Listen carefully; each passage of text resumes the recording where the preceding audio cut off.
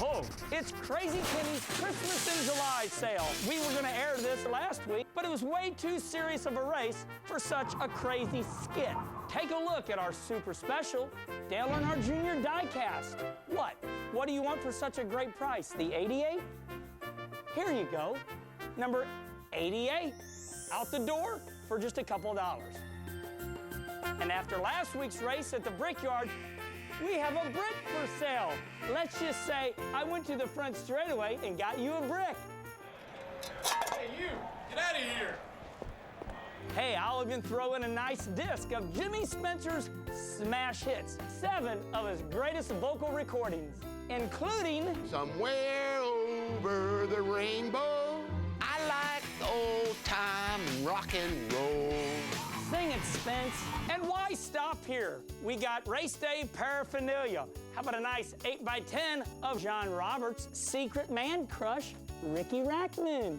Speaking of JR, come on by for a deeply discounted John Roberts bobblehead. Just push him on the head and watch what happens. Remember, kids, eat your vegetables. Also, don't forget our huge selection of racing photos. How about a guy that's got a big belly and wears a red suit? No, not Santa Claus. Tony Stewart, June's winner at Pocono. And with every purchase, a free copy of Jimmy Spencer's Spensionary. Best deal in town. Quiet, you, or I'll put you back in your freaking cage. On second thought, I'll even throw a copy of my book, Inside Herman's World. Remember, I'm a race car driver. So come on down and see old Herm. We're here in Pocono to serve your racing needs. And don't forget, NASCAR Race Day, built by the Home Depot, is next on Speed. Woo! And the only thing that can follow that act is a beautiful shot of the heart of the Pennsylvania mountains. The unique racetrack at Pocono features 3 completely different turns, but for NASCAR's top series, the idea is just the same. Tame this big track, and you could take one big step closer to making the chase to the Sprint Cup Championship. Last weekend was bitter disappointment for Juan Pablo Montoya as he dominated at Indy, but did not get the win. Driver Jimmy Johnson made history by becoming the first man to win back-to-back Brickyards. Indy, once again, was not kind to Kyle Busch, and now time is working against the shrub. But now the question is, could history repeat itself? Once again, Tony Stewart, driver number 14, is in a backup and at the back of the pack, but we remember what happened last time that was a situation. Climb aboard, strap in, and get set. It's not Christmas time, but NASCAR Race Day is live from Pocono.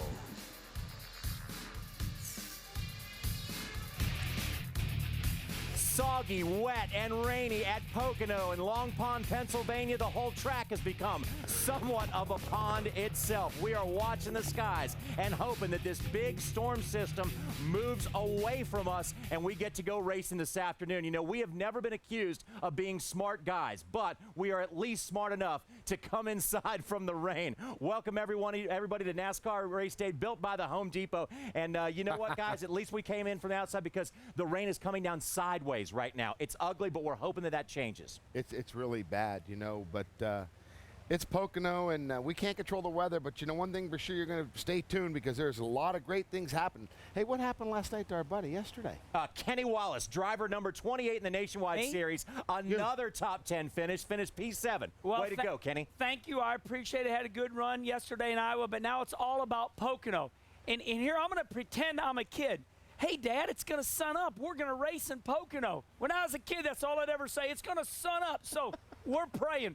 All I can say is do not look at the weather. It don't look great. It does not look great, but what looks great right now, Kenny, is we got 6 races to go before the cutoff for the chase. Earnhardt, number 3. There's only one thing better than Earnhardt. 2 Earnhardts. That's 6. That's how many races there are to go to the race for the championship, and I'm excited about it. Let me tell you something I'm excited about. Will Kyle Busch make it in? Will David Rudiman make it in? The road course is coming up next week. I'm worried about Rudy, but I'm going to tell you what, 6 Sace 6 is the number right now. Only Kenny could come up with that kind of math. All right. Without further ado, let us bring in Wendy Venturini for the latest from the garage area. And Wendy, this is a situation where history definitely could repeat itself today. It sure can, and after watching Kenny Wallace as Santa Claus, I'm very disturbed. It reminds me I have to start my Christmas shopping. It doesn't look like a Christmas day today. Actually, it's pretty rainy. We'll get to that in a minute. But first, let's talk about our on-track action for the weekend. Dun, dun, dun. Our points leader, Tony Stewart, in a backup again at Pocono. Go figure. Tony Stewart in the wall with that pretty swagger Old Spice paint scheme. Had to go to a backup yesterday after that first practice spin. The team pulling out the backup, which looks just as good as just as fast as that primary car, and it should be pretty good. He will start from the back of the pack, of course, today. Now, the big question is the weather. I'm going to show you the radar. Now, today, not many people would rock the rain pants and pearls on TV, but I am on NASCAR race day. Oh yeah, and a garbage bag on my back. I'm going to show you the radar. You have to look very closely for the green. If we take a look, the racetrack's located here. Oh wait, it's all green today. Silly me. We do have a lot of rain, folks, and the bottom line is we hope to clear up.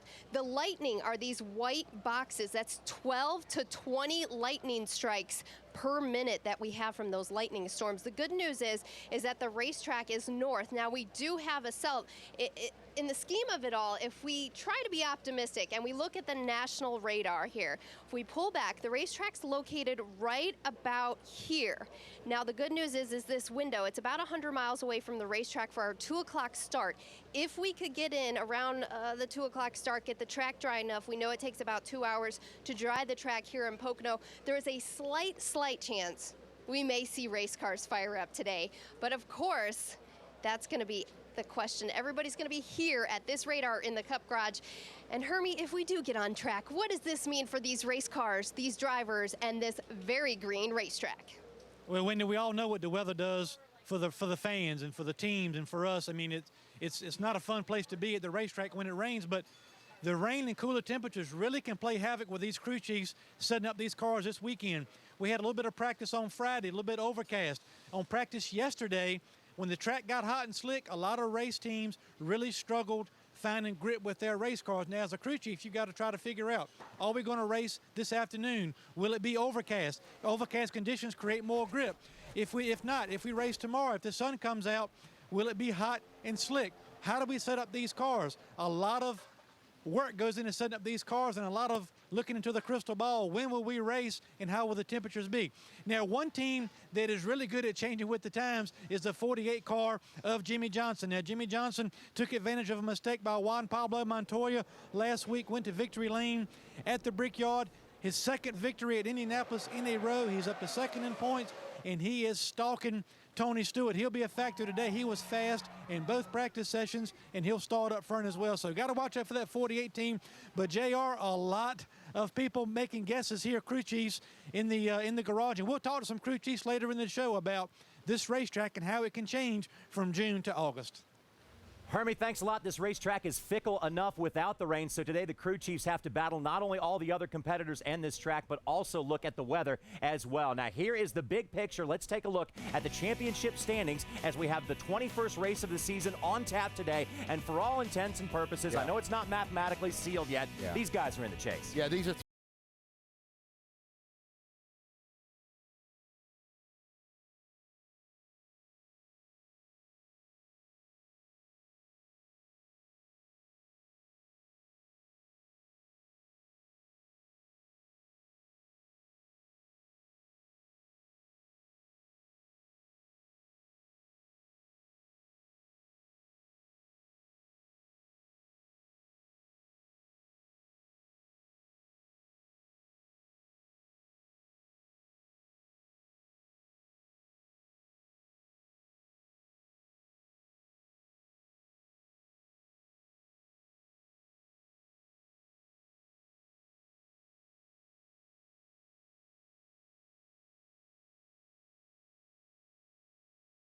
you know, 8 races, he's only had one top 10. They will get it fixed. They will get it straightened out. In my opinion, somebody in that top 12 is going to be replaced by Kyle. That's exactly what I was going to ask you, Jimmy. If Kyle gets in, who falls out?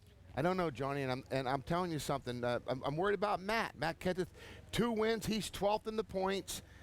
They are struggling right now. So I would never count him out, though. So I don't know. Who do you think, Kenny? I'm not picking anybody in the top 12. I'm just saying Kyle's going to get in. I don't know who's going to get out. It's a wise man, Jim. The first thing that comes to my mind right now is David Rudiman has been running good. What I'm worried about my friend Rudy Rudiman is next week. It's no secret that Rudiman says, look, I don't like road courses. So the wild card is going to be Watkins Glen with David Rudiman. Will he make it in? Will he make it out? Just survive, Rudy. Maybe you gain enough points to get in the top 12. Well, today on this very soggy edition of NASCAR Race Day built by the Home Depot, we're going to have the latest on the situation behind the scenes for Matt Kenseth's number 17 race team, and we'll also look back at Indy and see exactly what cost Juan Pablo Montoya a huge win.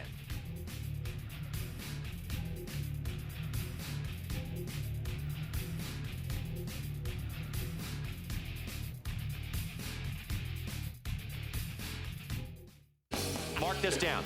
Brian Vickers going to make the chase this year. I believe that. Yep, I really do. I don't believe that. And you thought he was merely a pretty face. Did JR make the strong call? BVic answers the question. Is a chase spot in his future? If he does make it, we're going to play back this tape. If he doesn't make it, we'll forget the tape even exists. That's the way we do it here. Around the turn. NASCAR Race Day, built by the Home Depot. NASCAR Race Day is built by the Home Depot. Visit homedepot.com. More saving, more doing. That's the power of the Home Depot. Brought to you in part by Advance Auto Parts. Keep the wheels turning. And by NASCAR Banking, only from Bank of America. Your debit card, your credit card, your driver. Learn more at a Bank of America Banking Center today.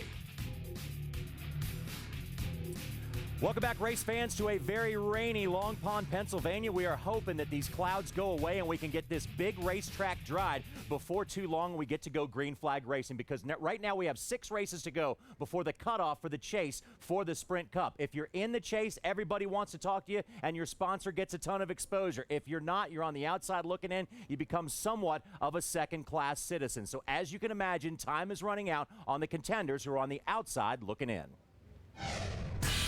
The NASCAR Sprint Cup standings got shuffled every which way after the Allstate 400 at the Brickyard. Now just 162 points separate 9th and 15th place on the leaderboard. And with just 6 races left in the regular season, the chase is far from being set. Gentlemen, start your engines. Indy was a disappointment for Kyle Busch and Juan Pablo Montoya. Kyle's blown tire earned him a 38th place finish, which dropped him 4 large, down to 14th place. Heavy damage to the right side of Kyle Busch's Toyota. Montoya had a car that couldn't be beat. And he is pulling away from the competition. There's nobody close, man. Focus on the track. He was on his way to becoming the first driver to win both the Indy 500 and the Brickyard until NASCAR charged him with a speeding penalty on pit road. Too fast entering, pass through. This is going to be devastating. There's no way. I was on the green. Okay, so relax. What do you want me to relax, dude? We had this in the bag. Montoya finished 11th, but even that wasn't enough to gain any positions. In fact, he lost a spot, falling to 10th. That's what it is, once it happens, you can't change it, so pretty frustrating, but shows where we're going with the team. Hell of a recovery. It's been a rough couple weeks. Thanks, guys. Good weekend.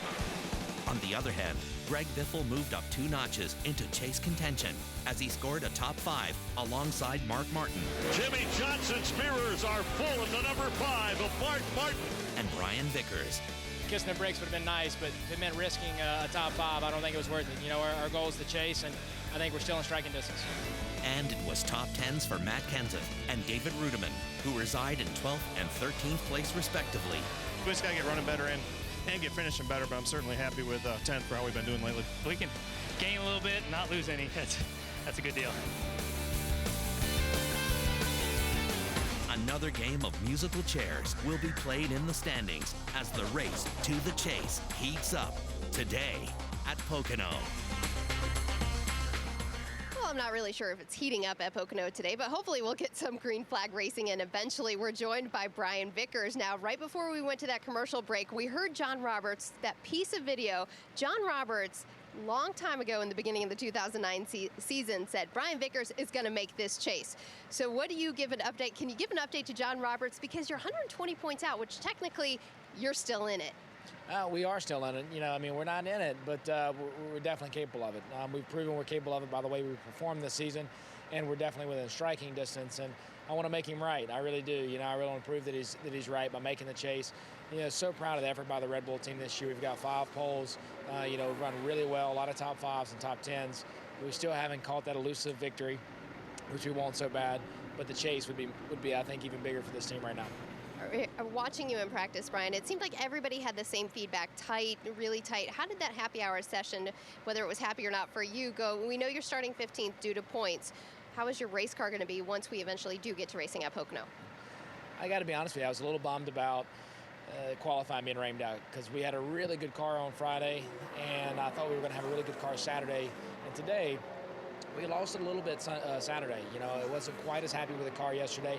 I don't know if it's because the weather changed so much and it was so hot and the sun was out, but you know, we made some changes. We got a hold of it there at the end of the practice. We made some other changes after practice was over. I really believe we're going to have a good car today if the rain lets up, and I think the cloud cover will help us because you know our car seemed to be so much better when it was cooler Friday. Hopefully, it'll be the same today if we get the race in. What is your prediction on the weather? I'm crossing my fingers. I hope we get this thing in because I don't want to be here tomorrow. No, I know that's the same for all of us on race day, and we know when a driver is a true gentleman, he'll hold the speed umbrella during an interview. What a great guy, Brian Vickers. Hermie Sadler, let's head over to you. Maybe you're a little bit drier where you are. Well, David Rudiman, a perfect gentleman as well. He gave me a chair to sit down and get my wet feet propped up for a couple of minutes. But, you know, David, we're talking about guys right on that break line of the chase right now. You're 13th, 68 points back. This is a big weekend for you guys, and you finished 3rd here last time. Yeah, I mean, they're all big weekends anymore. I mean, it's just you trying to make up ground and trying to get as many points as we possibly can to try to make up our deficit. But we've had a good Aaron's Dream Machine all year long, and we just had a couple races that have got us in a situation kind of on the outside looking in. But we unloaded not as good as we would have liked to, but as the day progressed and during yesterday's practice and during happy hour, Rodney Childers and the guys got the Aaron's Dream Machine going pretty good, and I think we're pretty decent right now. Now, I've got confidence in you in every racetrack, but my friend Kenny Wallace said next week at Watkins Glen, he's worried about you a little bit. So any words for Kenny and the other people that might be questioning your ability at Watkins Glen next week?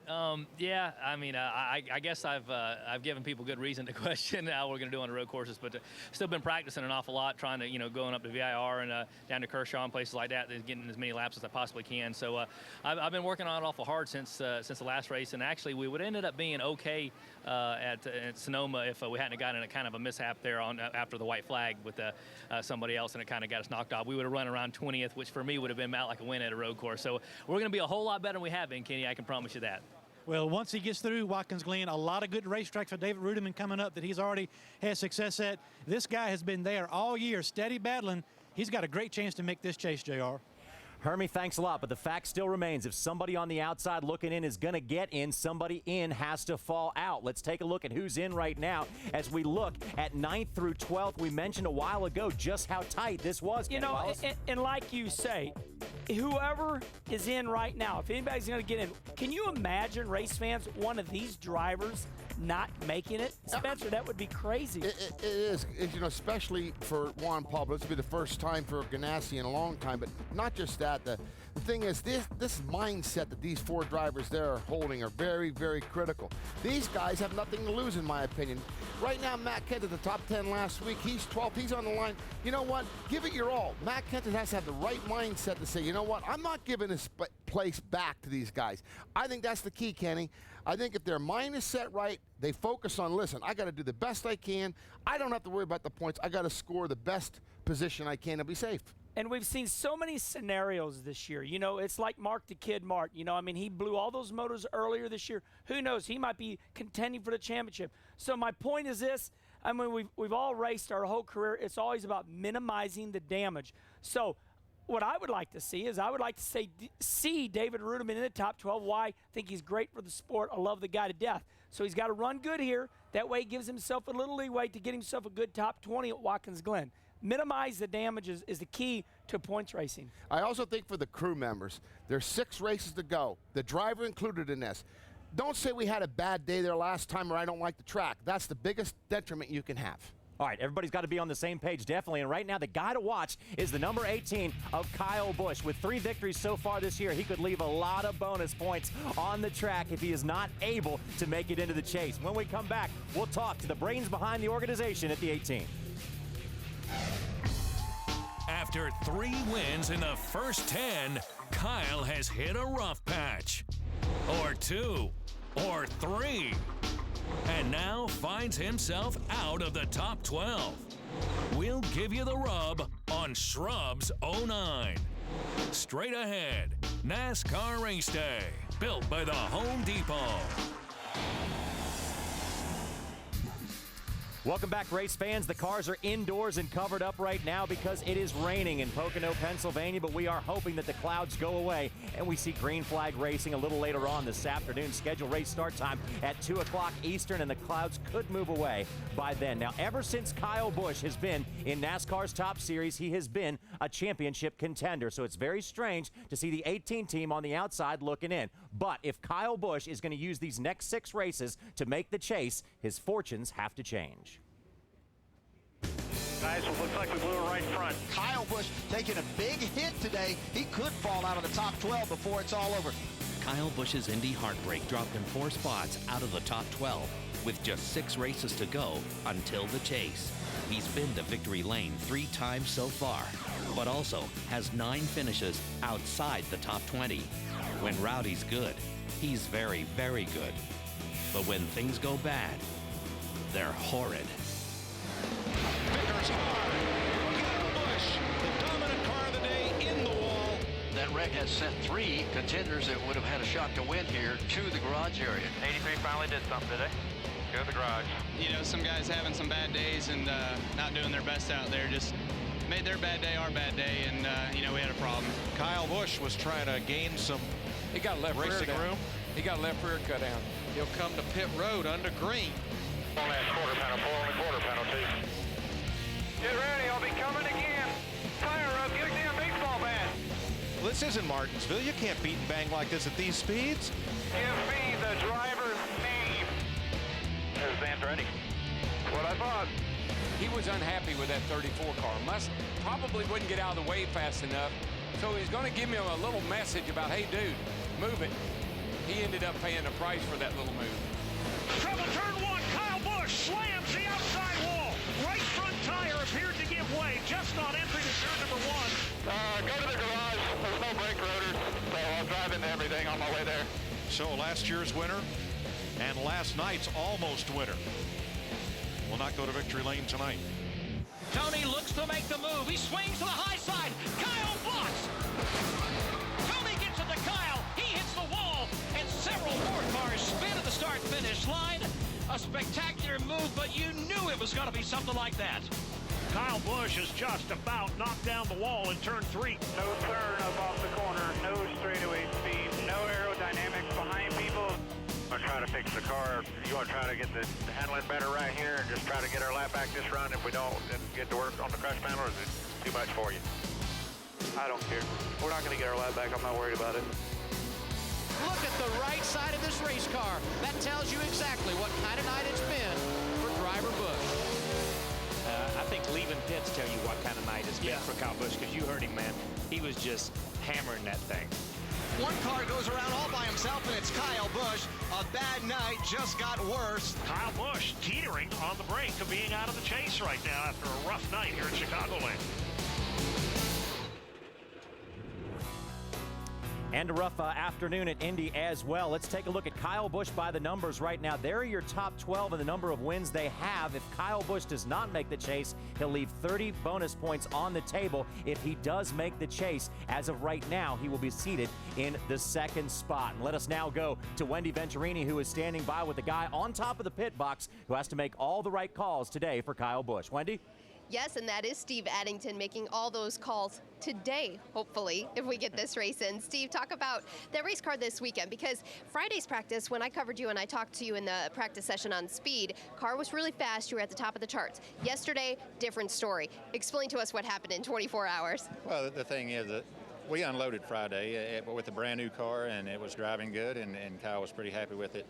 at the first part of the practice, and we never made a qualifying run. We just stayed in race trim the whole time, and we didn't think qualifying was going to get in. So we had a good race practice on Friday, and then, of course, qualifying's rained out, so we went to Saturday practice. We started. We didn't get a fast lap in because we were on our fast lap, and he thought it was going to be really good, and had to caution with the 14 car. So didn't get a real fast lap in on the first practice, but you know the car was pretty decent in that practice to start with, and we made some changes and lost a little bit of grip. So we're kind of going back to Friday and adjusting from there, and building some adjustment in the race car for the race. I do have to tell race fans that was the first engine we just heard fire up in the garage area this morning. That's good news. The rain is lightening up just a little bit. Let's talk about points, Steve. All the focus on Kyle Busch, whether he's going to make that chase in 6 races. You're 14th. The number of the day is 82 points. What do you guys have to do to get those 82 points off your back? From here on out to the chase starts, we just need solid finishes. We aim for top 10s, and we want to win every race, but we got to be smart about it. Get top 10 finishes, get the car in position to be a top 10 car, then go for a top 5, and then at the end of the day, if we can make it, you know, the right calls and the right adjustments to get a win, then that's what we'll do. Now, I've joked around that maybe on that off weekend that Kyle read the game plan for life by Coach Gibbs, but in all seriousness, Kyle Busch really seemed like a mature Kyle Busch the last few weeks, taking this leadership role. Can you comment on that as the crew chief of the 18? I think it's awesome. I think it's coming in here with a good attitude, you know, to try to get the team back to where we were, get back on our horse, start running up front again.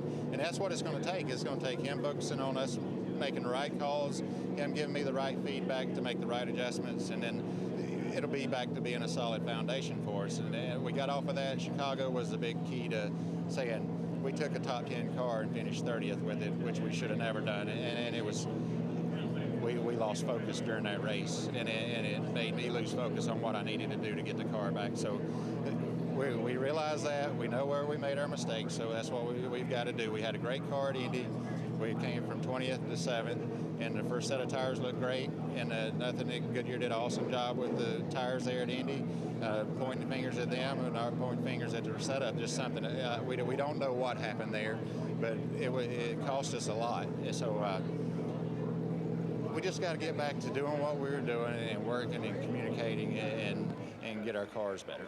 All right, good luck to Steve Addington. Hopefully we'll get some racing in and Steve can make those calls that he needs to on the pit box today. Johnny, I think I may pick up that book by Coach Gibbs. Seems pretty good and optimistic. Maybe it'll make me feel a little bit better about today's weather. Absolutely, very good idea, and optimism is all we have right now when we're looking at the skies. The rain is letting up a little bit, but let's take a look at the numbers and see what a difference a year makes. Kyle Busch, this time at 2008, was running first in points. Now he's 14th. And this surprises me, guys. I had forgotten that Dale Earnhardt Jr. was running second in points this time last year. Jr. had a great year. He won at Michigan and just consistently top 5, top 10 finishes. And Jeff Burton the same way. And that bothers me a little bit. This Childress team, none of them in the top 12. You know, the Gibbs, only one car in the top 12 in points right now. You know, and the thing is, I think people are overlooking is the Stewart-Haas combination. They weren't even a factor last year, both cars in the top 12. And I think that's what we're trying to not forget about, but those guys being there, big difference from last year. All right, Kenny, Jimmy said it earlier in the show. What do you think? Does Kyle Busch make it back in this chase, in this top 12? Well, you know, when I look at Kyle Busch, I think about just M&Ms. Yeah. That's what you think about, Spence. We're going to eat lunch later today, and I will give you some M&Ms. You know, really, I get to thinking about situations because I like to learn from them. The first thing I like to point out is that Kyle Busch is one of the greatest race car drivers in this era. So the point is that just because you're a good race car driver doesn't mean you're going to go fast. Look, race fans, the handling of the car has been off. So it says to me, even though you're good, your car has to handle. There was this phenomenon that had built up around this kid that, heck, he didn't even need tires on the car. He didn't even need springs underneath the car. The bottom line is look, Steve Addington said it right.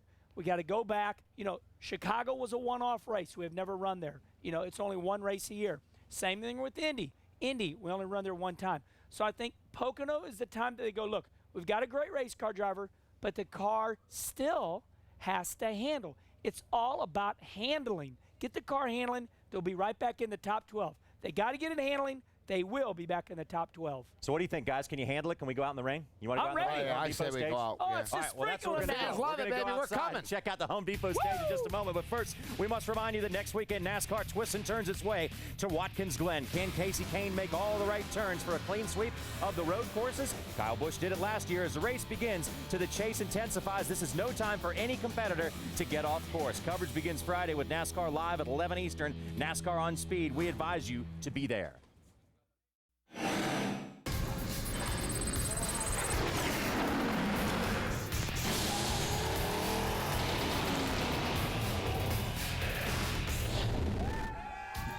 Welcome back to Race Day, everyone. This is the Sunoco Red Cross Pennsylvania 500 today at Pocono, so it is a very important race for the Biff. Greg Biffle, he represents the Red Cross on his race car, and he also had a chance to give this gentleman, Jim Ruscino, a very special ride around the track today. Jim was one of the fans that made a donation to the Red Cross. He was entered in a sweepstakes, and therefore he got to drive around this big racetrack with Greg Biffle in a very special Ford Mustang. It was raining, but that did not stop them from taking to the track. And old Jim Ruscino, the sweepstakes winner, got a very special ride around the track here at Pocono. Now, we are still watching the skies as we are out here in the rain with some of the toughest fans anywhere here at Pocono. They've been out here the whole time. They don't care that it's raining. They're ready to go racing, and so is Wendy Venturini. Look at the mud. Thanks, Johnny. Yeah, the fans have made their ways in the garage stalls, too, because this is the only dry place right now in the garage area. The 16 car of Greg Biffle hasn't made his way through tech just yet, but, you know, we still have plenty of time this morning. There's a ton of cars in here. Now, after we left Indianapolis last week, he had a 4th place finish, moved up in points. It was a good week for Greg Biffle. We decided to check in with the man where he lives on Lake Norman. Yeah, I was still fighting that sickness, but Greg Biffle and I had a little chat since Indianapolis about his chances for this chase for the Cup Championship. Check out this week's Real Deal.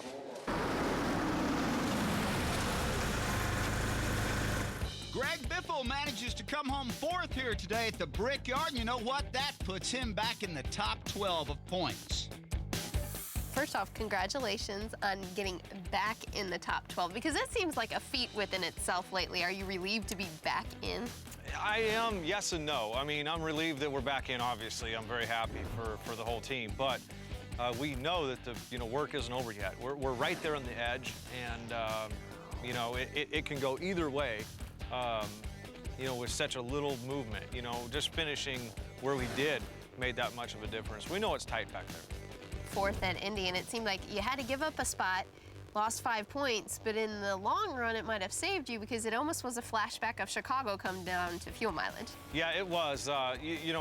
We definitely had a faster car than Tony, the 14, and that was exciting for us that we were running good. For a race car driver, we're in there, sweat, hot, worked all day. For me just to come out of the gas and go ahead, go by, I don't care. Is so hard to do. That's just so hard to do. But we had to do it. We knew we had to let the 14 go and try and save fuel. Maybe saving me halfway on gas, maybe halfway on gas here. And stay in front of the 29 and 83, which we had a bunch of room. Come to find out, we didn't have to. We had about a little over half a gallon of fuel left, plus we drove the cool down lap. So we could have made it, but we didn't know that at the time. Hell of a recovery. Been a rough couple weeks. Thanks, guys. Good weekend. Just 6 races to go until the chase, and only 121 points separates 8 through 13. Now, when you look at the top 12, right now you're 84 points ahead of Rudeman. Not a lot of points. What would give you a comfort zone right now ahead of 13th, ahead of that spot? Really, you need about 200 points, because we know that one race, having anything go wrong is 100 points. So 200 points, I think you can sleep at night. You won't end up with those dark circles under your eyes from being nervous about getting in. That's about the spot you're looking for. The last time I sat down with Jack Roush was actually the spring Pocono race, and he graded each of the teams at Roush Fenway. Greg Biffle gets an A with his crew chief. As a whole, they're doing better, and their communications are better, and they're more on target with their changes than they were last year, and that's just as a result of working together and getting the chemistry exactly right. You and Greg got a good grade, so be happy with that. But Good. Where do you guys see, you, Greg, Erwin, your communication, how you stack up among the other teams and how things are rolling around? it's always an ongoing working relationship. All of them are. And I feel that Greg and I are good together. We work well together, and we, you know, but there's always room for improvement. You know, you see Chad and Jimmy have, you know, conflicts or make mistakes or things like that. So it's the guy that makes the least amount of mistakes in this sport, and we continue to grow our relationship with our team and Greg and I. So we try and be the best every week. I know he does, and I do. That 16 crew needed that run today after a disappointing previous 4 races. We always like to assess drivers' confidence level. Where is your confidence level at this point in the season, and where you stack up in the points? How are you ranking right now? Well, certainly, if you would have asked me that last week, after the 3 races we'd had, I said it's about a 5, you know, because we just really weren't putting down the performances that we needed to get in the chase. So like, there's no way we're going to make it at this scale. We've given up a few hundred points in 3 races. So after Indy, looking to Pocono and Michigan, my confidence is really high. I would have to say, you know, 8 or 9. I wouldn't say 10 yet, because that means, you know, we're going to slaughter them. We're getting close to back on track, and I think these top 5s are not going to be easy, but certainly not out of reach by any means, and that's what it's going to take to get in the chase.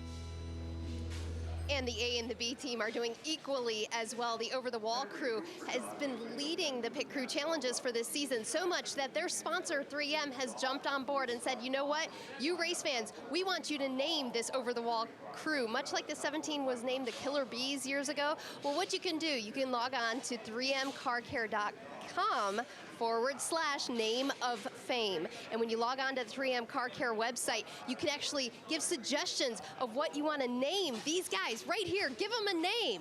They want a name, they want a label, and if you do so, you have the chance of winning a very cool prize by coming to the racetrack, being a crew member with the 3M, the 16 crew.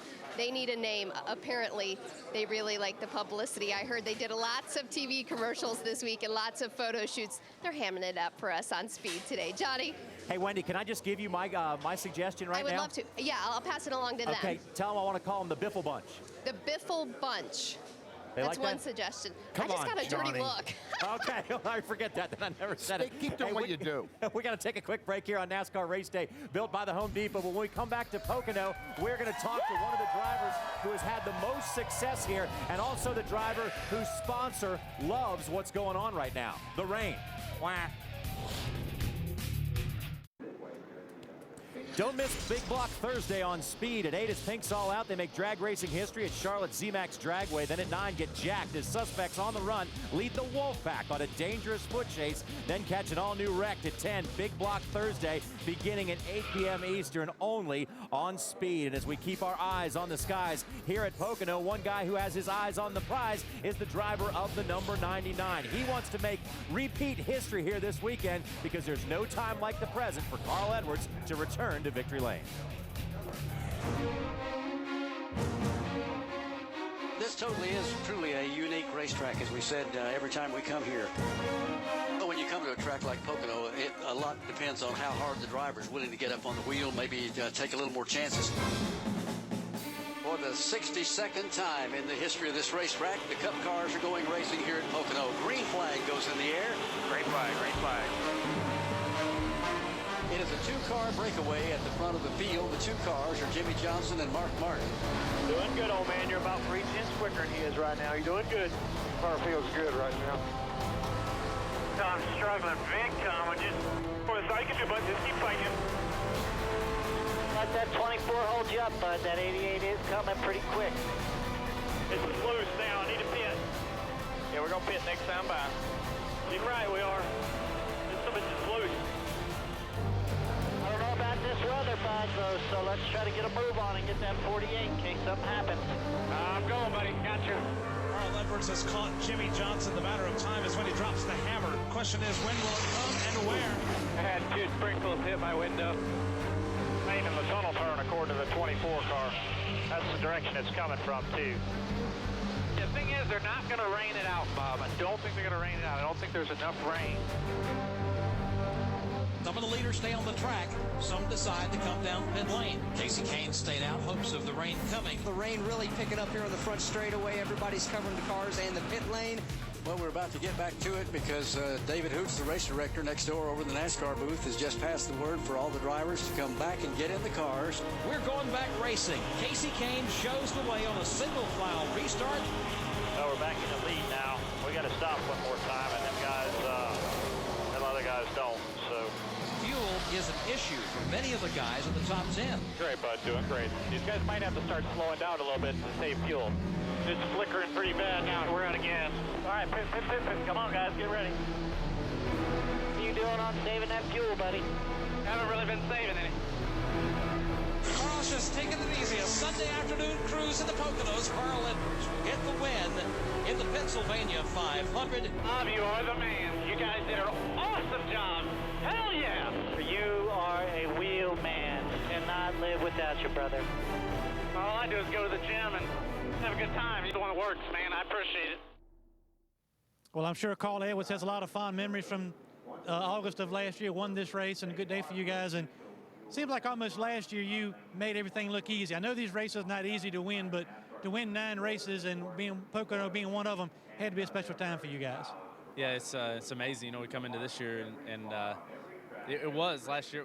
There was a lot of those races that were just real straightforward. We were fast and it didn't seem very difficult. And came into this season, you know, planning on winning, you know, 9 or 10 races again, and we just haven't got it done. But we've been working hard, and I feel like, you know, Pocono's been a place we've run really strong. You know, we probably, you know, maybe should have won this race, the earlier one, but Tony beat us on fuel mileage, and I feel really confident coming back here. You know, there's a couple really fast cars. You know, Tony and those guys are fast again. The Hendrick cars are real fast, but yeah, I'd like to get back on that winning streak, you know, and if we can do that for the last 10 races, that'd be perfect. I've been asked this a lot, and I'm sure you have too. What can change from one year to the next? You guys are working just as hard and just as fast, but it's hard to explain to people. You got 40-some other guys out there working hard too. This is not an easy sport. Yeah, that's a good way to put it. Yeah, it's amazing. People, you know, it's so quick. I mean, you get paid more to win, right? Yeah, no.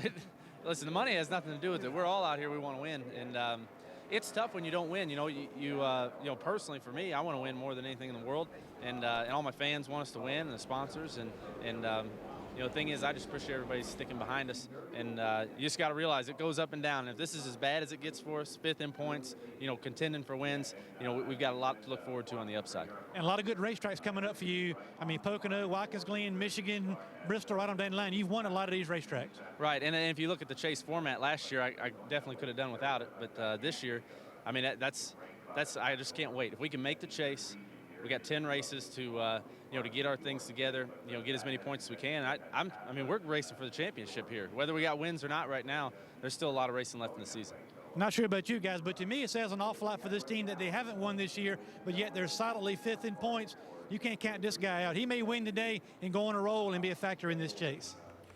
Hermie, thanks a lot. Best of luck to the number 99 team. They have a great record here with 2 wins and an average finish of 13th. We're going to take a quick break, and Carl Edwards wants to go back-to-back, but can Tony Stewart do the sweep? And again, from the back of the pack. We'll see if history can repeat itself when we come back. Welcome back, race fans, to Pocono. If Tony Stewart can do it again, that is win from the back of the pack and pull off the seemingly impossible, he will become one of the very few drivers who have swept the season's 2 races at Pocono, and his name would be among some of the best ever in the business. In '82, Bobby Allison did it. Elliott, Richmond, Labonte, Jimmy Johnson, and Denny Hamlin in 2006 made it more impressive because he won both races as a rookie from the pole position. So now Tony Stewart will have to do the opposite, win it from the back of the pack. If he can do that again, his name will go on that list of sweepers at Pocono. For more, let's go to Wendy Venturini. And once again, Tony Stewart will start from the back of the pack. My friend, what is this? It might be a good thing, though, because when you start in the back in a backup car, you go on to win. So does this mean you might potentially win Pocono? We may have to get a larger fab shop if we have to do this. I'm sorry to my guys. I made a mistake yesterday, and I screwed up and crashed the car on the second lap of practice. So it was my fault, but you know, I'm really proud of our organization. 14 minutes after we got back, they had us in the second car going out for practice again. So that was really impressive. It shows the strength of our guys back at SHR that helped get the cars ready to come to the track. So to be able to get out that quick was pretty impressive. And not only the strength of your backup cars, but the strength of your organization. You really are one of the toughest teams out there right now at Stewart-Haas Racing. You guys came out of the box. You guys seem like you have everything together.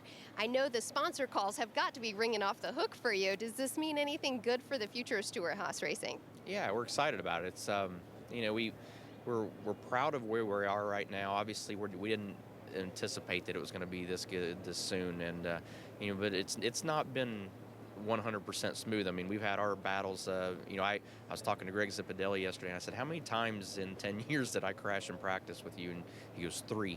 And I'm up to 4 times this year alone. So, you know, between that and Talladega and Vegas, where we got a lap down, 2 laps down at Atlanta and fighting back, I mean, we've had to do our work. So we're proud of that, and, you know, proud to hopefully have the opportunity one day to expand this organization. You sound stuffy a little bit like I was last week. Yeah. I know you're fighting something, but one thing you weren't fighting was that high school reunion last night. Tell race fans what you did last night, because it's a good story. It was pretty cool. I went back to Columbus, Indiana, where I grew up, and the Columbus North High School and Columbus East High School had their class reunion last night. So I got to see a lot of my friends that I haven't seen for a long time, and see people that had been to school with and just hadn't seen since we graduated. So it was pretty cool to see each other. How were you labeled in high school? I don't think I actually had a label. I was one of the guys that was kind of under the radar because I was always on the weekends racing. So I had a lot of friends in school, but when the weekends came, I only had a couple guys that I did anything with because they all went racing with us. I'm sure everybody wants to be Tony Stewart's friend now. How many tickets for this Prelude are you handing out to all your buddies right now? I know there's plenty of tickets for the Prelude for the Dream coming up. Yeah, I think we're doing good so far on the sales. It's I think it's almost sold out again. So if you haven't got a ticket, make sure you get one. But excited about it. September 9th, and having Gillette come on board, so excited and so proud of them and appreciative. They've kind of saved Christmas for us, so to speak. I mean, they have stepped up, and all the Gillette young guns are going to be there running.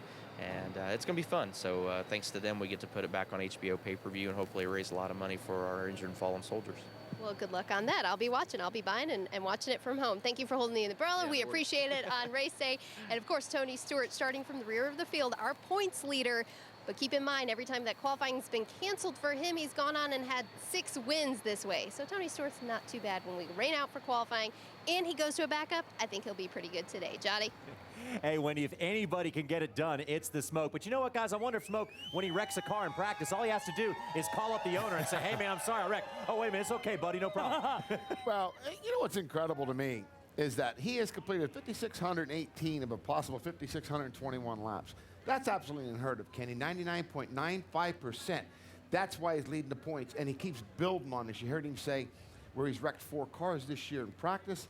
You heard him say a lot of things that the team keeps building on and building on. But, you know, the statistics say only one time in the last 5 years has a guy leading the points at this point won a championship. But you know what, Tony?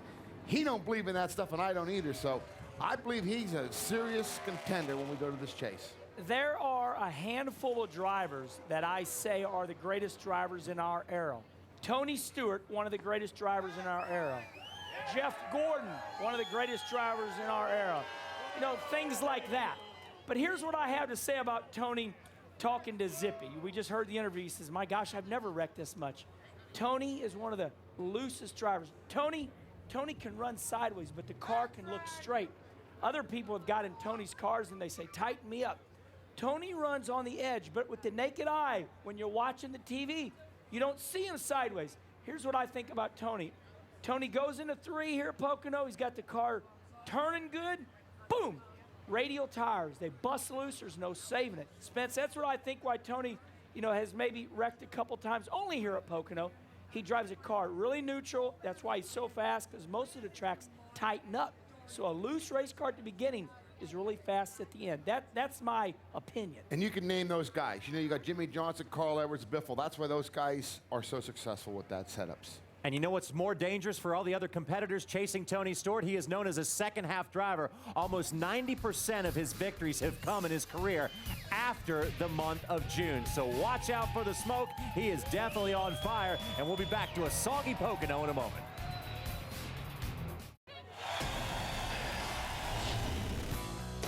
Welcome back, race fans, to NASCAR Race Day, built by the Home Depot. We are live from Long Pond, Pennsylvania, home of the Pocono Raceway. It's a 3-turn racetrack, and each turn is different. 0 laps so far today, but we're hoping we see some green ones. This has not been a kind track to the number 18 of Kyle Busch. His 38th place finish at Indy has him scrambling to make the chase. David Rudiman, Brian Vickers, and Clint Boyer are all in a tight battle, and it's a wild thing to make the top 12 with 6 races to go. Mark Martin jumped 2 spots tonight after his 2nd place finish at the Brickyard, and Juan Montoya dominated early, finished 11th, yet still fell 1 spot in the standings. This big track is one of the toughest racetracks on the Sprint Cup Series, and we're ready for 500 action-packed miles. Let's take a look at the tough spot in the chase. 8th through 12th guys separated by a mere 53 points. Well, I mean, it's going to be a showdown. We don't expect anything different.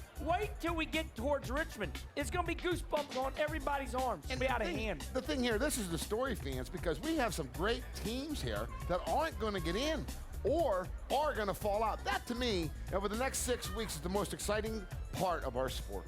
Now, there is only room for 12 drivers when the 10-race chase starts, and those 12 will be considered the kings of the hill, rather. Let's get our Shell Garage report and start with Hermie. Well, thank you, Jared. Let's talk about a couple of these chase contenders. First of all, Martin Martin, his car behind me, going through inspection right now. Now, since Daytona in July, he has climbed from 13th to 9th up in the points. Now, here this weekend, they have the same car they ran at Indy last weekend. They finished 19th here back in June, struggled a little bit with the tunnel turn. Now, this weekend, Mark Martin said, listen, we got a great team. If we just do what we're capable of doing, we can make this chase and be a factor. Well, it's really close. It's really a dogfight, and you know, I think that everyone that's in the running for a position there are performing well. So you know, for us, we can't have any more stub toes. You know, if we don't stub our toe, we should be fine. Now, I talked to crew chief Alan Gustafson yesterday. They did bring the car from Indy last week that was so good last weekend. He said, listen, we're very much closer to our setup from Indy last week than we were from our setup here in Pocono back in June. So that team has obviously learned a whole lot, has a much better race car this weekend. Now, Kyle Busch, right now, he's on the outside looking in. He finished 38th last week at Indianapolis. It took him down to 14th in points. He's 82 points out. I talked to Steve Addington yesterday. He is not happy with his race car. It was brand new. First time on the track was here Friday at Pocono. Started out pretty good, but as this racetrack changed and got hot and slick, they could not get this car to drive good for Kyle Busch. Car was way too loose. Steve Addington is hoping for cooler temperatures and hopefully a better handling race car for Kyle Busch today. He needs a good finish to get back in that top 12. And for more news on some more chase contenders, let's go over to Wendy Venturini. Thanks, Hermie. All eyes were on this car, the 42 of Juan Pablo Montoya last week in Indianapolis. He clearly was the dominating car for the race. Unfortunately, due to that penalty, kind of gave up that win, unfortunately. We've covered that throughout race weekend. What's going to happen for Juan Pablo now? Well, he has to move forward. 6 races to that chase cutoff. He finds himself 10th, has a 32-point pad ahead of 12th, which is good news for Juan Pablo Montoya. He said they need to stick to their game plan. I think the name of the game is consistency, you know. At the end of the day, it's all we got to do. You know, last week was a heartbreak for us, but at the end of the day, you look at it, we finished 11th. And we always said we got to, you know, of course we're not top 10, but we finish 11th, it's not a big deal. But if we finish 12th or better every week, we should be good enough, you know. That's the way we see it, and that's what we're trying to do. You know, we're trying to make ourselves better every week and make sure we're there at the end of every race, you know, try to stay out of trouble. And it's so far so good. And so far, so good at Pocono for Juan Pablo Montoya and the 42 team. They were 6th fastest in happy hour yesterday. They are very pleased with this race car once we get to green flag racing. Now, car that we've been watching and a driver we've been watching, Clint Boyer, who was deep in the points and deep in the practice chart on Friday, had a little bit of a turn come yesterday, picked up a lot of speed and jumped up in that practice chart come yesterday. Now, Clint Boyer is one of those RCR cars that we've mentioned quite a bit. Right now, he's 16th in points. We thought he'd be one of those guys in the chase. He's 151 points out of 12th. We heard Kenny Wallace say at the beginning of the show, Clint Boyer in 16th is really one of the last guys that we're watching that has a chance of making that chase. With 6 races to go, 151 points. It's still possible for Clint Boyer. We cannot count him out just yet. Johnny? Wendy, thanks a lot. Certainly mathematically still eligible, but it's going to be tough to do, and somebody has to fall out for somebody else to come in. Now, here's one of those good news, bad news scenarios. The good news, no rain right now at Pocono. The bad news, this is a very big racetrack, and it is hard to drive, but off in the distance, we hear some dryers starting to work, so we are hoping for green flag racing. When we come back, the latest news from the garage area, but we want to remind you that to keep up with the latest news anytime, all you got to do is get the latest NASCAR results and breaking news sent right to your phone with Speed mobile alerts. Just text NASCAR to Speed 3 to sign up today. Back to Pocono in a moment. You know it takes a lot more than a little bit of rain to stop fans from coming out to a racetrack and hoping we get the blue skies and racing that we want to see. Right now, everything is covered up in the garage area. And, you know, unless you've been living under a rock for the past 20 years, you would know that sponsorship is absolutely vital for the success of NASCAR. And unfortunately, a lot of news on the sponsorship front has hit us so far this week. Let's check in with Wendy Venturini for more. Yes, it has been a busy news week, John, and here we are to state the facts on NASCAR Race Day. Here are the facts that we know so far regarding Lowe's. Now, Lowe's and Speedway Motorsports are still in negotiation regarding Lowe's Motor Speedway. Will it return? Will Lowe's continue on the sponsorship? The contract's not settled yet, and Lowe's Motor Speedway, we're not sure if it's going to be Lowe's Motor Speedway by the time we return there in the future. We'll keep you focused on that. Now, we do know that the sponsorship with DeWalt, we mentioned that last week, is going away on the 17 car for 2010, and we have confirmed that Crown Royal will be the sponsor on Matt Kenseth's number 17 car. That sponsorship will move from the 26 of Jamie McMurray. Now, what does that mean for Jamie Mack? Well, he has been given permission from Roush Fenway Racing to seek other opportunities for 2010 and beyond. So Jamie McMurray nonetheless is being out there looking for a ride for 2010, and rumors are swirling around that Ganassi team. We'll keep you posted if that one car that is being evacuated by Martin Truex is going to be filled in by Jamie McMurray. Lots of driver swapping going on, but one thing that we know for sure, quite possibly the biggest news of the weekend, Kenny Wallace is speechless. Race fans, thank you on that fan car for Kenny Wallace. 5,000 plus sponsors have donated to Kenny Wallace's fan car for Montreal. Nationwide race, August 30th. Kenny Wallace will be racing the nationwide race due to the fan sponsorship. Kenny Wallace, you have a lot of fans on Facebook and Twitter, my friend, because they all chipped in some money, and you are racing in Montreal. Congratulations. Okay, this is the first time I am speechless. Speed, in our production meeting this morning, nobody told me anything about this, so this is incredible. I want to thank Speed for catching me off guard, so I'll dream it up real quick. Thank you, fans, very much. I mean, it was everybody on Facebook. They came to my rescue. They all gave me $20 a piece. There will be over 5,000 names. The car is red and yellow. It is after my alter ego. It is the Herminator car, and I'm so excited to go to Montreal. And I am caught off guard. Go up there and get you another one of those top 10s. And I also was one of those that donated. Thank you, Spence. All right, Jimmy, and you get an autographed picture of Kenny Wallace. Oh, yes, that's what I want. that too. I forgot to say that 6 weeks after the race, everybody that donated will receive an 8x10 picture of the car in Montreal. So my Border Patrol sponsor is awesome. They still sponsor me. They just don't sponsor the car outside the United States. Outside the borders. We have a lot of fans in Canada. I can't wait, baby. Nationwide race there. It's going to be exciting. Oh, yeah. Eh? Oh, yeah, baby. All right, now your M&Ms may be running just a little bit today because of the rain, but still, that did not stop Rutledge Wood from going out and seeking out M&M's most colorful race fan.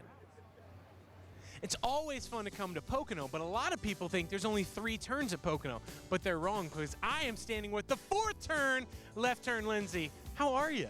Good. How about yourself? Good. Who have we found for our most colorful fan today? We have Rick from York, Pennsylvania, who has the ultimate first-class setup, like nothing I've ever seen, and the best part is he built it himself.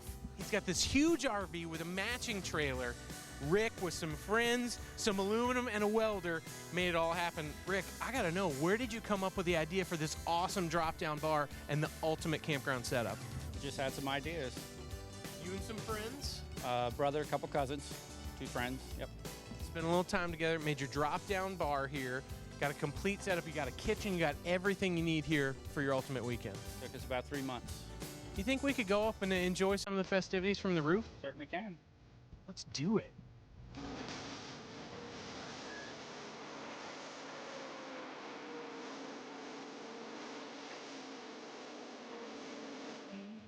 Clearly one of the best seats in the house. For those of you who couldn't make it to Pocono, make sure you register at NASCAR.com/mostcolorfulfan for your chance to be M&M's Most Colorful Fan of NASCAR winner. On the site, you can vote for your favorites, play the instant win game, and upload your own colorful photos for a chance to win a trip to the final race of the season, where M&M's will crown the most colorful fan of NASCAR.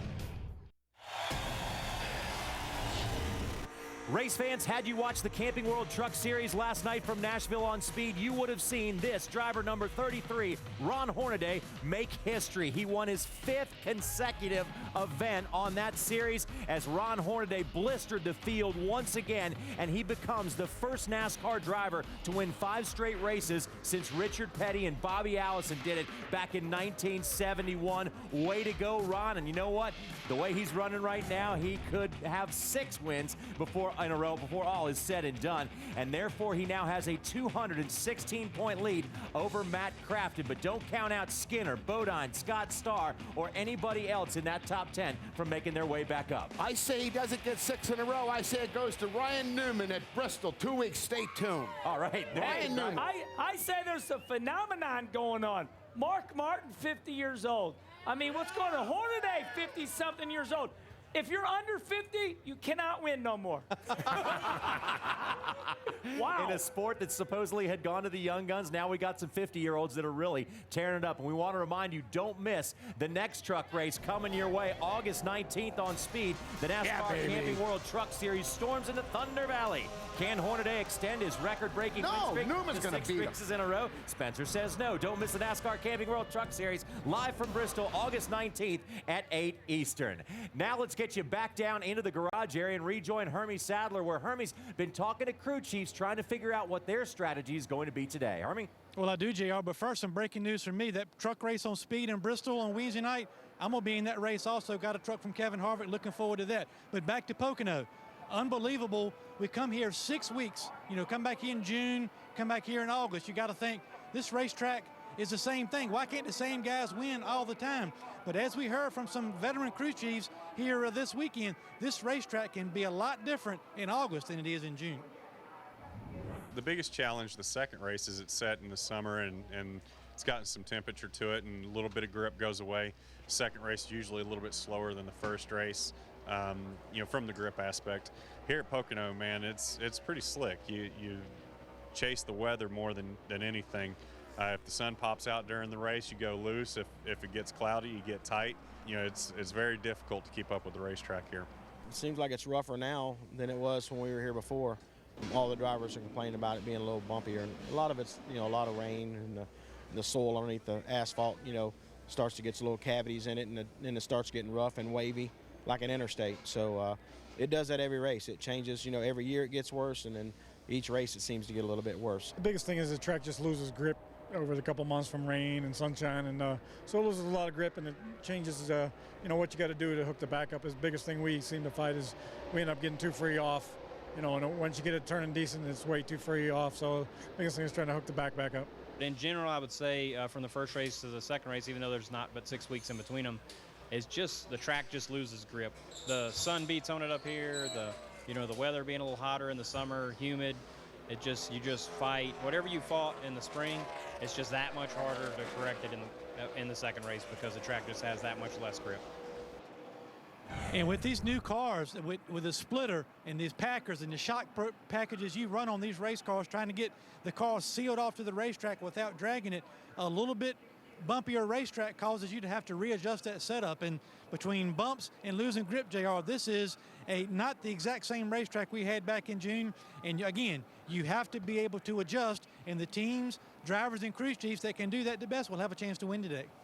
Yeah, Herman, we always say that about the crew chief. Not only does he have to be head coach and cheerleader, he also has to be amateur meteorologist as well and try to figure out what the weather is going to do here in Long Pond, Pennsylvania. Got to take a quick break, but when we come back, want to know what went on behind the scenes in Indy last week?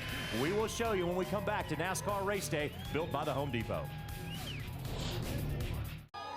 Monday on This Week in NASCAR, special guest Casey Kane will join Steve Burns and Michael Waltrip. Casey will help recap Pocono, a race he won back in 2008. Then the gang will preview the upcoming race at Watkins Glen. Kane will be attempting the road course sweep in 2009 after winning at Sonoma Catch Twin on Monday at 8 Eastern, only on Speed. After a race, there is always the elation of victory and the disappointment of defeat. So after Indy, listen to the emotion on the voices of the number 42 team.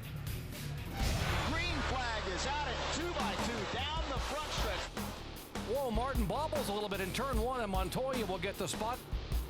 Clear, clear, beautiful. 5 points, nice job. Start looking now. 5, 4, 3, 2, 1. Stop, perfect, stop. Go, go, go, go, all the way out. Too fast entering, pass through. 42 just got a penalty. You're the leader. Guarantee you, I bet you money. Okay. So, relax. What do you want me to relax, dude? We had this in the bag. Thank you, NASCAR, for screwing my day. Do I gain anything by wondering or saying or thinking, you know, what's the speedometer right or the, you know, the tach right? Was NASCAR right? Was I wrong? Or, you know, was the other way around? Who cares? You know, I moved on. Can't change it. Even if they came today to me and said, you know what, we made a mistake, it would it change anything? It wouldn't. You know, it's what it is. So I'm moved on, and we're here, and for our team, our focus is this week.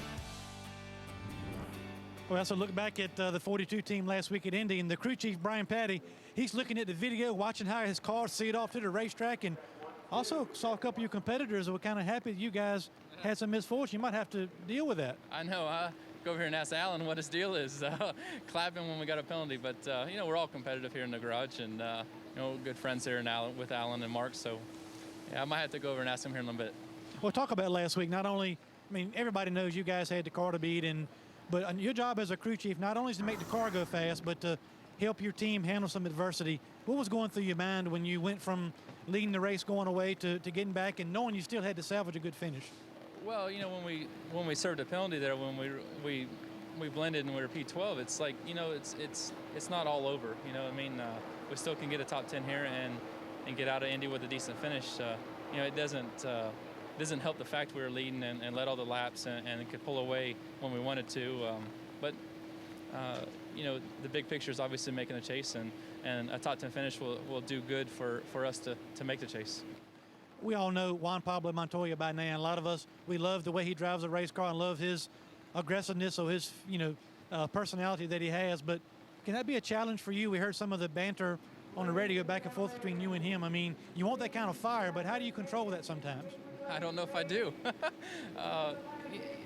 You got to put it in perspective. You got to understand that 26 weeks, you know, the best 12 guys are going to go on and make the chase. So I think he feels that he's one of the top 12, and I know this race team feels that we're one of the top 12. So it's hard. It's, you know, it's been hard since day one, but, you know, it's easier to slow a guy down than to speed him up. And, you know, I'm sure Coach Gibbs isn't real, you know, with Kyle, you know, he's a ball of fire, you know, and he runs well and wants the same way. So we're not going to change the way we do things. We're not going to change just because the last week's what happened. We're not going to change our outlook. We're going to continue to go every race. We got 6 more before the chase starts, and we'll just continue to do our job, and hopefully it's good enough. And Brian Patty, JR, is doing an excellent job. This race back in June was a big stepping stone for this team. Didn't have the kind of car they wanted, but found a way to get a top 10 out of it, and they've carried that momentum so far. They are in great position for this chase and have a very good race car for today. Hermie, thanks a lot. Like a true championship driver, Juan Pablo said he's got to put that in the past and look forward to the future and build on how good a car they had at Indy. Now for another crew chief's take on what happened to Juan Pablo, let's get the good stuff from Napa and Booty Barker. We're at Pocono this weekend. You know, I've been contemplating what happened to Juan Montoya at Indy. You know, he was dominating that race. He was going away with it, had a straightaway lead. He could have crawled down pit road and won that race, but yet and still, he pushed it right to the limit, sped, and lost the race. So, you think to yourself, what a dummy. Why would you do that? But then I think about the broader picture, and let me give you some examples. Mount Everest. Why would somebody ever want to climb that? Also, bank robber. Why would he go out there knowing it's alarm, security, a huge vault, and everything else, put on a hockey mask and go in there and try to stick it up? Reason being, it's a huge reward for that risk. Sometimes with some people, that's just the juice they need. Also, to put it on a perspective where we all can relate, why do you drive 64 and a 55? Because you think you can get away with it. If you thought you'd get away with 90, you know you'd do that as well. So tying this all together, thinking about Juan Montoya, why did he do it? Well, my friends, a leopard can't change his spots. It's in his nature. He has to push it to the very edge because he's a race car driver, and that's what makes him great. And that, my friends, is your Napa good stuff. Booty, thanks a lot. So here is the big question. Yeah, we have electronic timing and scoring on the pit lane. So we know from NASCAR's viewpoint, he did indeed speed. But is the penalty worth the crime? Is the punishment fit the crime? It does. But they're all missing the point. Mistakes. You cannot make mistakes. Why is Jimmy Johnson a three-time champion? They don't make mistakes. You didn't hear Brian Patty come on and say we made a mistake. And what I blame this all on is the crew. Juan Pablo's part of this crew. Every one of them guys told him no warnings. They come down pit road, no matter what. You have a 5-second lead. Use common sense. Tell them, driver, slow down here. Do not speed. Crew, do not miss a lug nut. End of story. That's why Chad Knaus and Jimmy Johnson are the best. They don't make mistakes, and if they do, they admit it and roll on. I agree with Juan Pablo. He's moving on, but at the end of the day, when you can't face yourself and say, we as a team made a mistake, they're not championship caliber team. As a race car driver, here's what I see that I don't like, okay? Now hear me out on this, crew, because I know you're all watching because it's raining, y'all in your trucks. Okay, when you're running for a championship, we always know we got to minimize mistakes. So, you know, when the jack drops, believe me, guys, champion caliber drivers like Juan Pablo, they know to go. So when the jack man drops, he knows to go, and he's going to go right now. What we need to do to keep this from happening again is we need to quit doing this. Go, go, go, go, go, go, go. Go, go, go, go, go, go, go. I mean, that makes me go, go, go, go, go.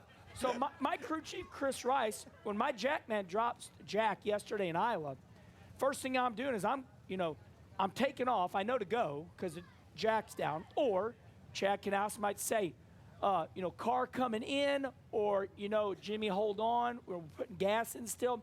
We've got to calm down on the rhetoric. The go, go, go, go gets the driver all jacked up, and he's going. So from now on, I think you're right, Spence. 5-second lead, Brickyard 400. Boys, let's make a nice stop. Juan, watch your speed. Crew chief's job to calm the driver down. Driver's not in his right mind anyway in a race car. We got to go to break. Or we're going to go. We'll be back in just a moment with much more from a very rainy Long Pond, Pennsylvania. The rain has picked back up again, but we're hoping there's a window on the other side of this thing, and we can see some green flag racing today.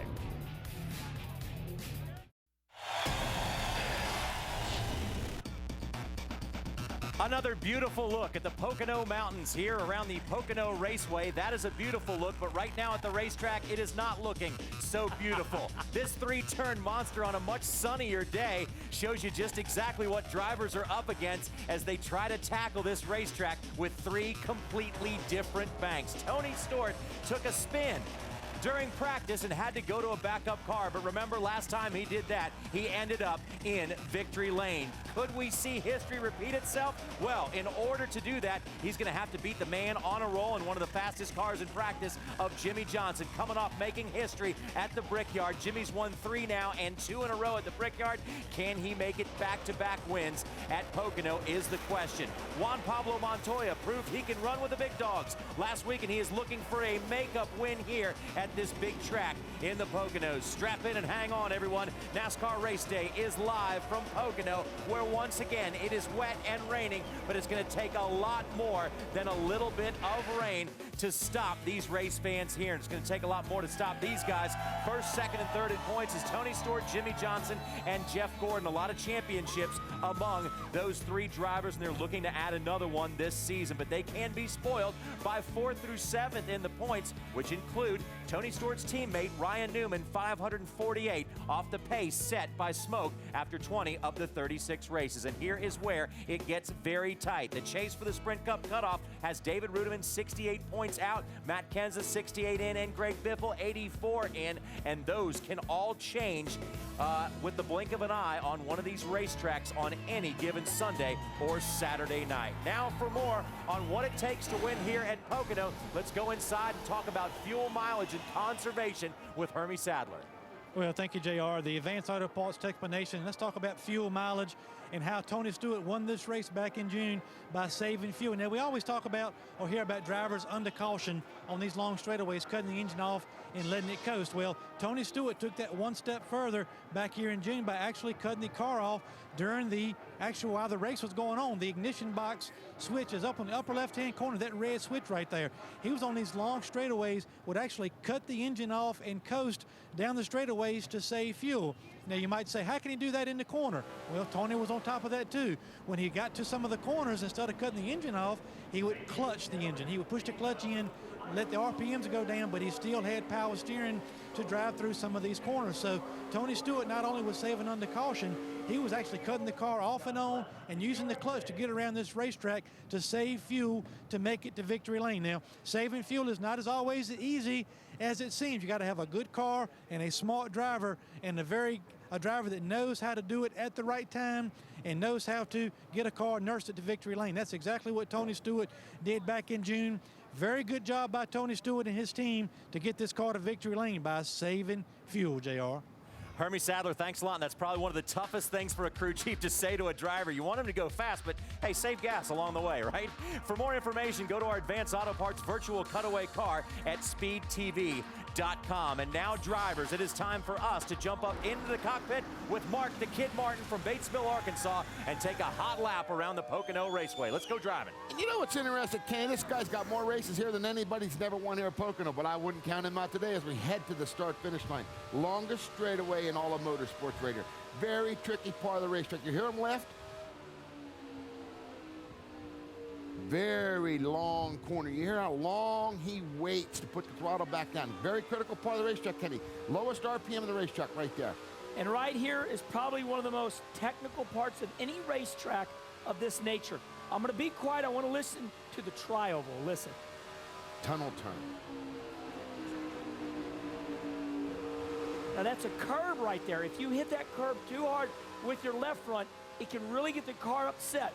You know, that's a half a turn, and here we are, you know, what everybody calls turn 3, turn 4. Now I want to say something. See this new black asphalt? It's about 2 years old now. Everybody used to run on the bottom.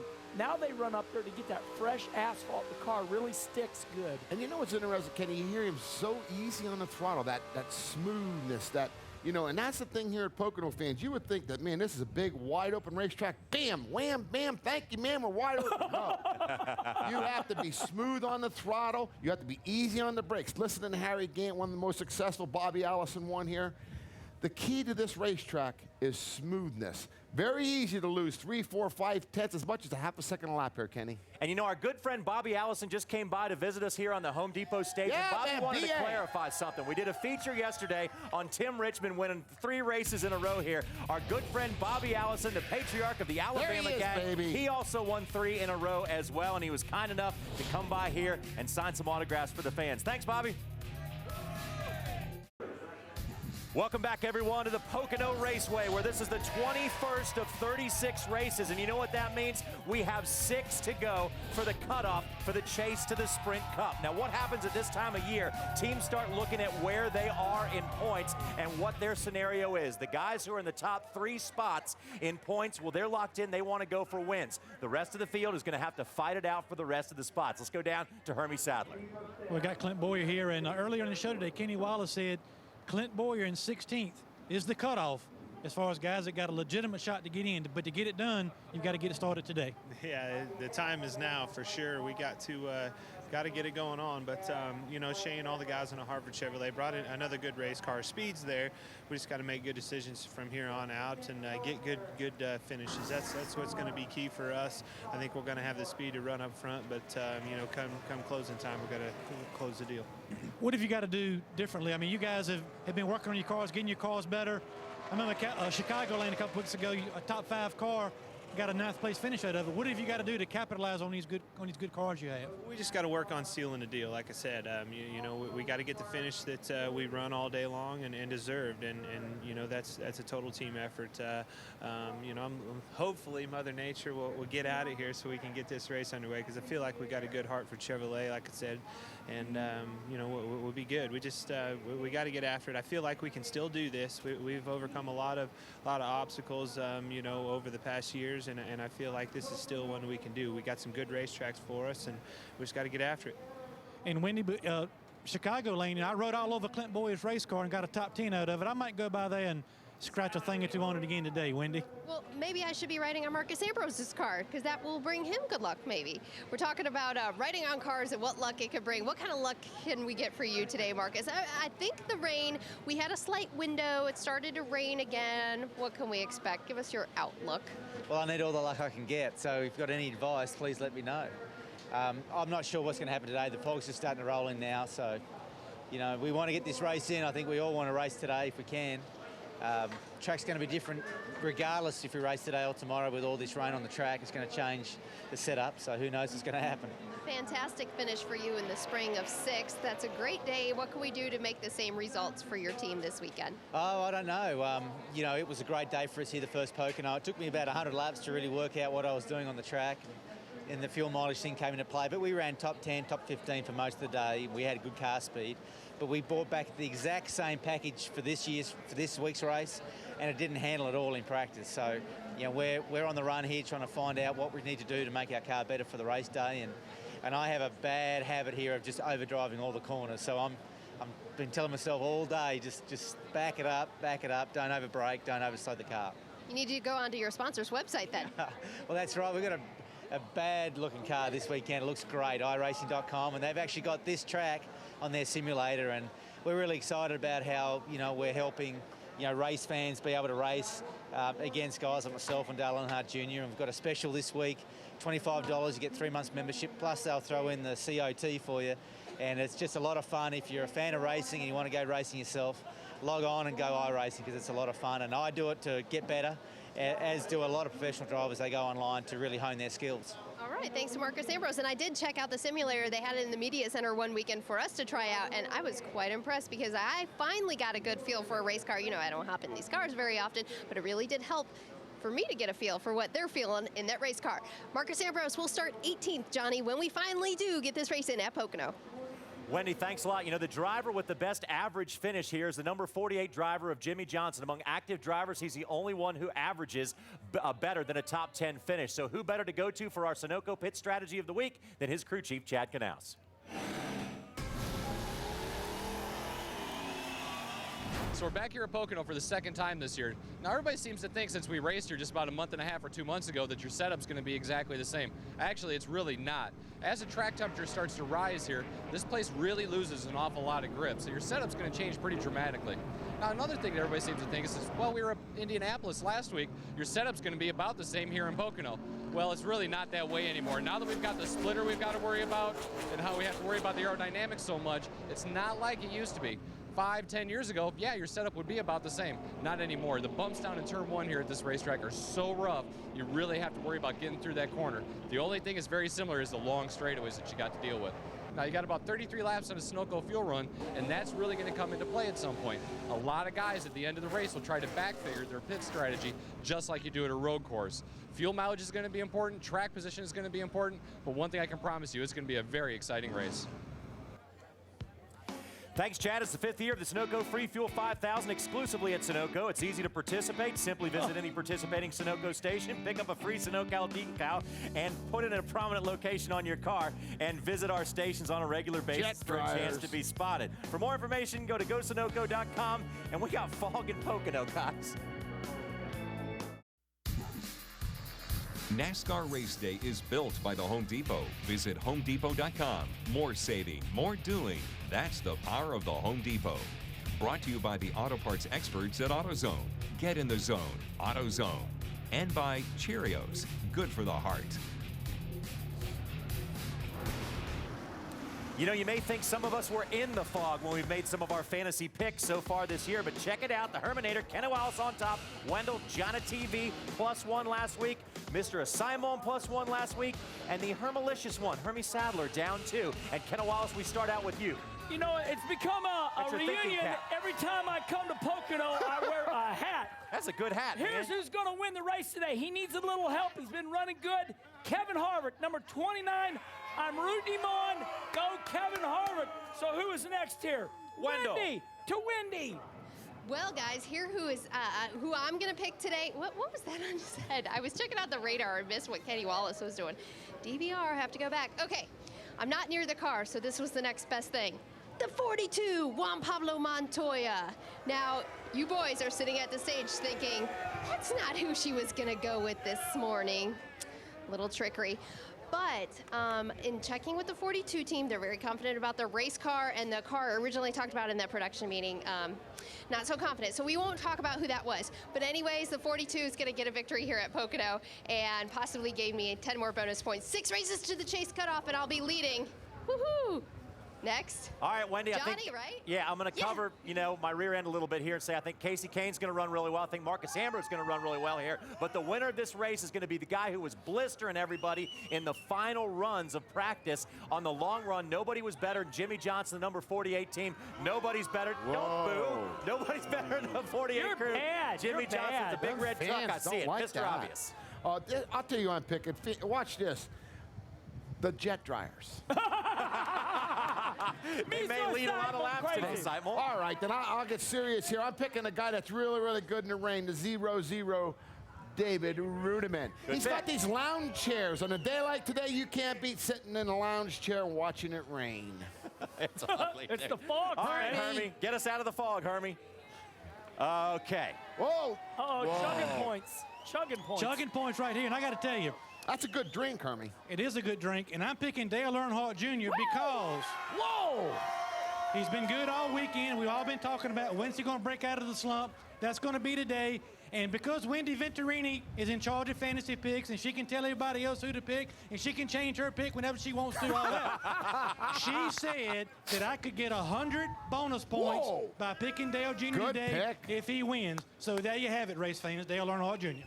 Hey, wait, why does he get 100? Oh, because Wendy said so. That's Yeah, why. I guess that's she's why. the champion. Let's recap our picks. See who has whom. The Herminator goes with the 29 of Kevin Harvick. Wendy has Juan Pablo Montoya. There's your winner right there, the 48. Senior Excitement has the 00, and Hermie Sadler has the 88. So, guys, as you can see on the monitor right there, the fog is rolling in. Wendy, what does that mean for today? Did Hermie just claim me the boss of fantasy picks? Yes. Again, I have to go back and listen to what Hermie. I'm just teasing. We have a lot of fun with that. Let's check the radar as we close up the show. Good news is we are in a window. It still has been sprinkling. If we look at this national radar, right about here is Pocono Raceway. The good news is check out directly behind it, there's a big window, a lot of green spots, a lot of showers can pop up through this afternoon. The good news, I think we can get started at 2 o'clock. If we can get halfway, that's the next question, Johnny. Nonetheless, we hope to be leaving here today at Pocono.